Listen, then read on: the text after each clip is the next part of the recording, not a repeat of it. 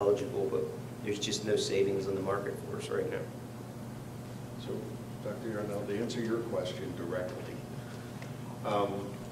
barring changes in the requested additional positions and, some other minor things that are unknown at this time, I guess, as Sean has indicated, I think that we could, I'm comfortable with covering this deficit in a couple of different ways.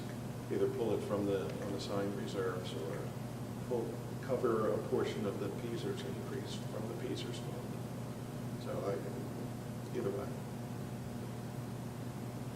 I have a question. Mrs. Yard. Oh, yeah, so, Mr. Dover, I mean, with that PSERS fund, and we have, is it around $6 million in that? I mean, is it possible to make a plan of looking at the increases over the next few years to have it divided out in a way that makes sense, that makes it sustainable, right? To cover the increases, because at a certain point it becomes flat. At a certain point, you jump off the cliff, and you're out of that money, and now you have a huge bill to make up because you've used that money to plug the hole, and then when that money's gone, the hole is much bigger. I understand, that's why I'm saying, would it make sense to not use, $1 million all at once, but maybe like 100,000, A little 200,000 pieces here and there, yeah. each year and divide it out over a certain number of years. That's what I'm saying, till we get to the point where it's flat, or like at a point where we can say it makes sense that, because just to let the money sit there and do nothing, because we say it creates a hole, so is there a way to use it in a way that doesn't create a big hole that would make sense to spread it out over the... I think you use it in these instances where we're a few 100,000 short. We plug the hole or part of the hole with that. Maybe we find other ways. You just have to be careful that we don't create that fiscal cliff that you jump off of when the money runs dry, and then you don't even have enough ability within your Act 1 index to make up what that gap is. So that's what we have to be careful of. Right. Yeah. And the money you said we used, it's like $337,000 this year we used fund balance to We balance committed. the budget. We took a chunk of the uncommitted and committed that for the balance of the budget. Right. But it's too soon to know. It's too soon, yeah. Right, to know if we're going to use that Right. or not. Because there's a chance we might not use that. There's a chance we might not use that. Okay. And the trouble with PSERS is, 5 years ago, they told us by this point in time, the increases would have stopped. Yes. Mhm. Now they're telling us it's another 5 or more years out. Yes, yes. And, should another recession come along, like the one in 2008-9, I think that the PSERS fund will take another big hit, and we'll see more increases potentially. It's a really unknown issue because of the size of the issue that you're dealing with. And it's been tough. I mean, people don't remember it, but back in the late 1980s, the PSERS fund was at 20%. And then it went down to 1% in 2001. Yeah, And then we passed an additional liability Yep. for teachers and other state employees, which ballooned that. Yes, And we held it down artificially for a number of years. yes. The increases, and now we're all paying the price. And my problem is, I have no feeling that there's a guarantee that that won't happen again in some fashion. Absolutely. It's just what it is. Yeah. And along that same line, I mean, you have a number in here for your state budgeted funding. Yes. It seems to me, again, this year, the state has been extraordinary. Once the governor's budget was released, the state has gone dormant in terms of talking about the budget. We're in mid-April, and the budget is due at the end of June, although we know that that's a flexible date for them. The word is that they won't seriously talk about it in the public until after the primary, which is the beginning of May. Which And gives then- us very little time. Then they believe, the articles we're reading is that they believe they will have a budget by June 30th because it's an election year. Because both the Democrats and the Republicans want to look good. and get out of town, in Harrisburg. For vacation. Yeah, well, or wherever, right, but they don't want to be there. What we're hearing is that the money that's in for education, they believe is relatively safe. But again, you don't know until the final votes are in. We have in the estimate of what they gave us. It's the best number I have right now. But there's no guarantee in that either. So who else wants to weigh in on what we want to do with this budget? Mrs. Dolan? Well, I guess what I would want to see is maybe like a need versus want in the budget of what we actually need versus what is just wanted, and then what we want, maybe a priority list, if that's not. Of the positions? Of the positions? Yeah, I mean, if something weighs higher than something else, then I would just like to see what is of higher priority. But some of those positions, like as we talked about tonight, are pretty much driven by enrollment, and they have to happen, like the ESL teacher, like the special ed people. But yeah, I hear you. Okay. Yep. Did you mean positions or you meant in general?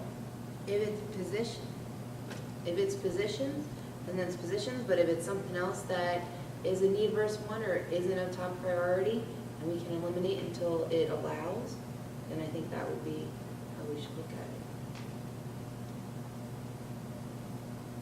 it. I kind of like that idea as well, kind of the top, want like an ABC list.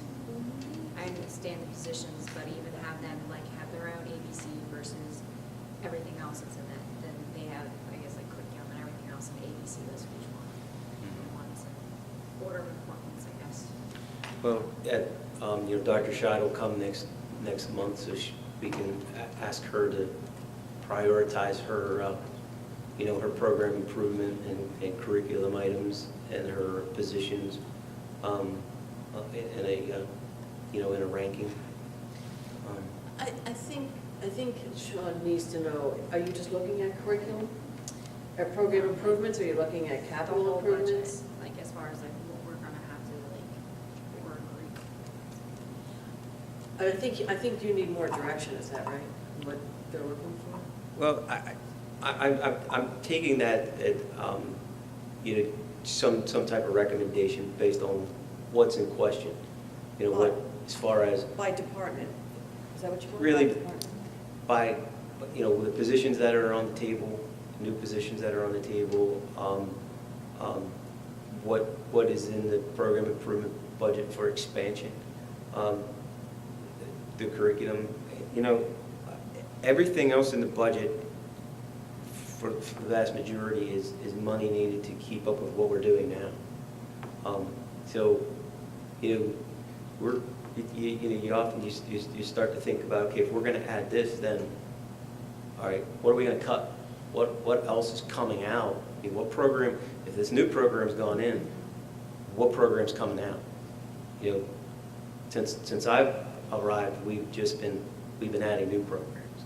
So, at some point we may get to that discussion, when the deficit gets too large, that it can't be plugged, or we don't want to raise taxes. But I think we have a number of additional positions here, plus program improvement money and things like that. And I assume that's what we want to take a look at ranking of what we want.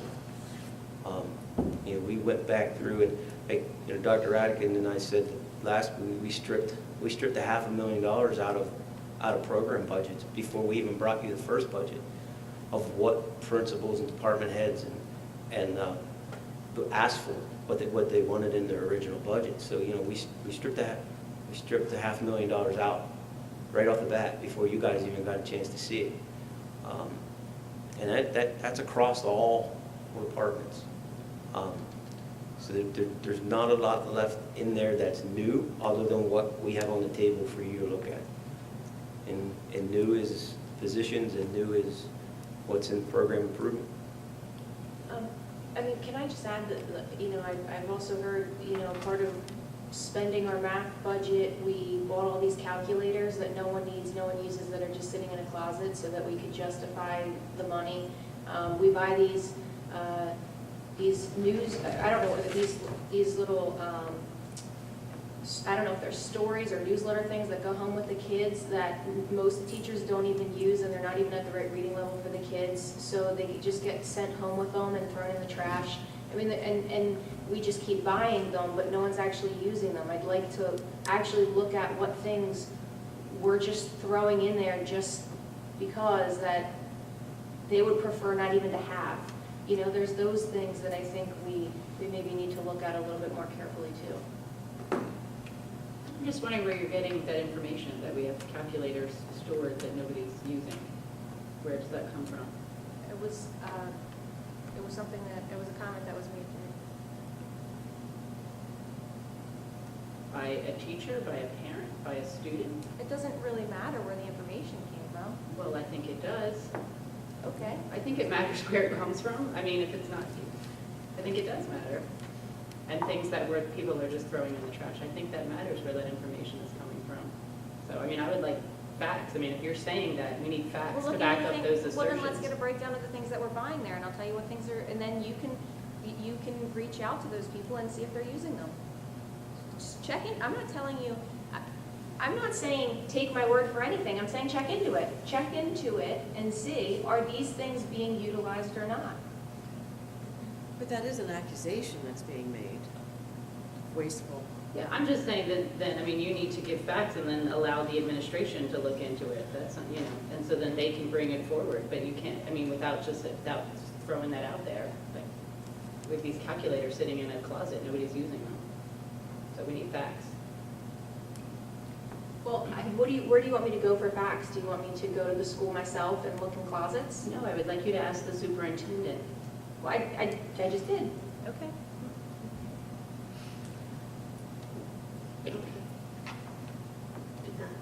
Yes. So I could, I wouldn't be opposed to having people prioritize the list. I mean, that makes sense to me, but we also have those uncommitted funds that are bumping up against the limit. And at some point, how does that refresh my memory? I can't keep all the little ins and outs straight, but does more money keep going into that year after year automatically? Is there some kind of automatic funnel? So at the end of each fiscal year, when we look at our total expenditures and total revenue, if total revenue exceeds total expenditures, we have two places that, since I've been here, that we've been placing those unused funds. And the vast majority have went to the committed for the capital project.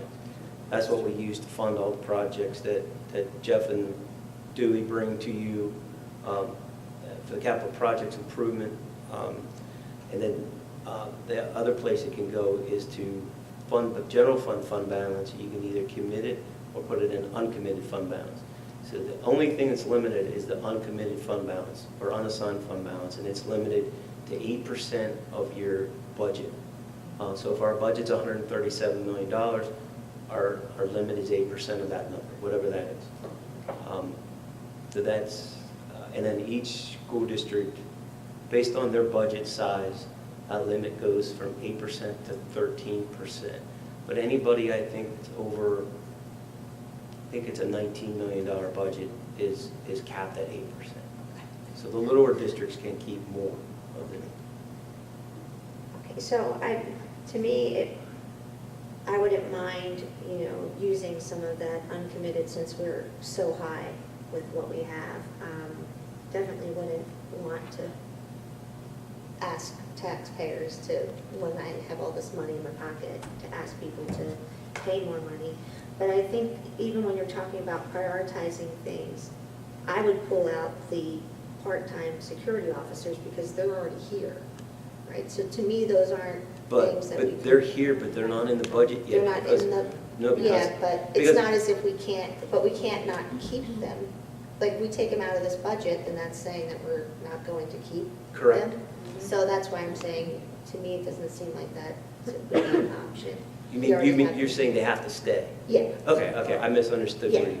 So, because they're literally standing outside at Yes. the door right now, so. Other than that, yeah, we can take a look at prioritizing things again, but you know, as we already discussed, all the elementary stuff is kind of as a unit, so if one goes, they all go, which is, you know, fine, but just keep that in mind. And the community survey wasn't, I mean, our programs were a top priority, weren't they? The education. You know, and So I don't think we want to touch our, I don't think we want to go after our programs, is what I'm saying. The community seems to be supportive. Okay, I'll put my opinion out there. I think we can pull from fund balance. I think we have a very healthy fund balance. And I recall last year, Sean, did we have like a $3 million at the end of our fiscal year in revenue as opposed to our expenditures, and that's where we put it in capital? Yep. So if we did that last year, and we pulled 300,000 out, and we still came out like I think it was it over 3 million at the end of the year? that was 16, 17, 17, 18 is the year we committed. We don't know what these numbers are. Right, but we came out 3 million ahead. Yes. So I have no problem pulling, 500,000 out of our healthy fund balance. Just a question, when you guys pull that out, is it something like you get penalized for it? No. Or you just pull it out? No, Board no, just has to it's just, authorize it. board has to authorize it. We authorize the commitment of fund balance to balance the budget. There's no penalty for that. We submit a budget to the state showing that. They're fine with that. There's nothing wrong with that.